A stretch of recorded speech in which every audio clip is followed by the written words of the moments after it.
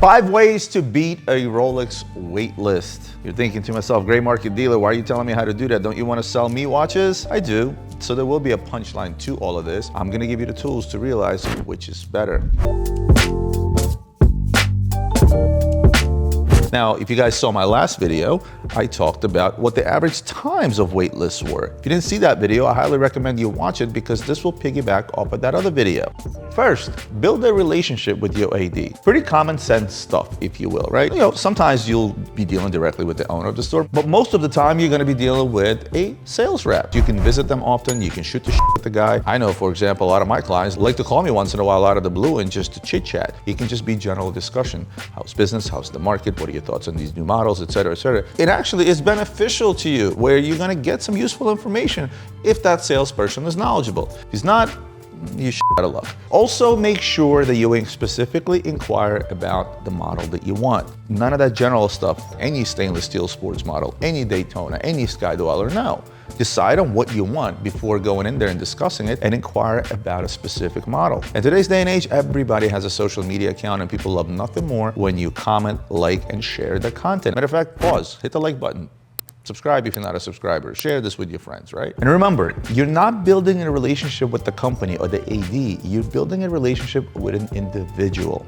2, build spend history with your authorized dealer. Now, I know this is not the most effective way, and this is where at the end of the video, the punchline will come in. What is the median spent at that AD per Rolex model? We literally tore apart a Reddit mega thread where actual individuals went out there and talked about how long, where they got their stuff, how long they waited, how much they ended up spending with the AD. On a Datejust, look to spend about $10,000. Explorer, $10,000. If you're looking to get a GMT Master, you're going to spend about 12 grand. On an Oyster Perpetual, about $8,000 spent. Sea Dweller, 5, Sky Dweller, 10, Submariner, 14.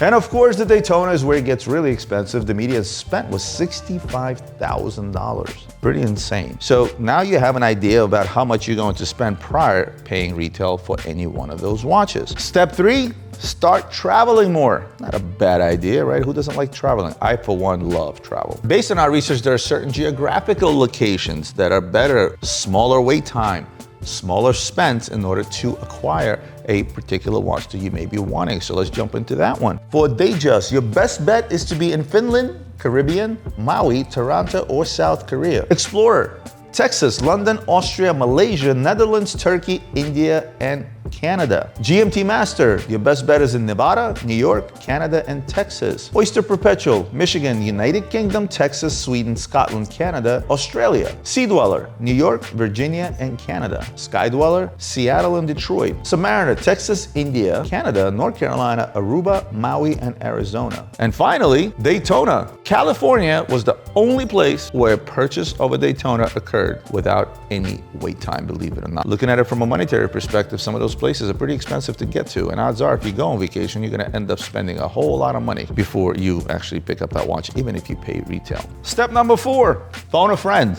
This reminds me, what's that show? Who Wants to Be a Millionaire? I'm gonna double dip. Look, if you're a watch guy, odds are you're hanging out in circles of other watch guys. Odds are those watch guys may have relationships at their AD. Talk to your friends, call them and say, hey, listen, I know you're working with AD XYZ. I've seen you've gotten a couple of pieces. Don't really have that relationship. Perhaps you can get one for me. Now, so long as that one friend is not waiting for the same exact watch as you are, he may be willing to call his AD and pick up a watch on your behalf. Either way, your friend gets brownie points and you end up getting the watch you want. If you don't have any friends, well, if you don't have any friends, you have a problem. But if you don't have any friends that happen to have a relationship with an AD, there are plenty of places out there for watch enthusiasts to meet and greet, hang out, etc. Mingle among those and befriend those that are like-minded in the watch space. Number 5, go gray. This is the punchline that I was telling you about earlier in the video. I gave you all the information to make a proper decision, specifically numbers. In the first video that we did, I told you about what the approximate markup over MSRP per model in Rolex is versus what the wait times are for Rolex. In this video, you learned this is how much I'm going to have to spend with a potential dealer in order to get what I want. So if you're going out there and you're buying 5 grand worth of stuff or 10 grand worth of stuff, sometimes that comes in the form of jewelry. You can overpay and you can still get a brand new Rolex on a secondary, still get the same 3-year warranty. And last but not least, on the gray, you get an opportunity to go pre-owned, where there's usually significant savings. So listen, guys, I hope this video gave you a little bit more information, a little bit more of a tool to answer that question of beating that wait list. As always, don't forget to like, comment, share, subscribe. I'll see you in the next one.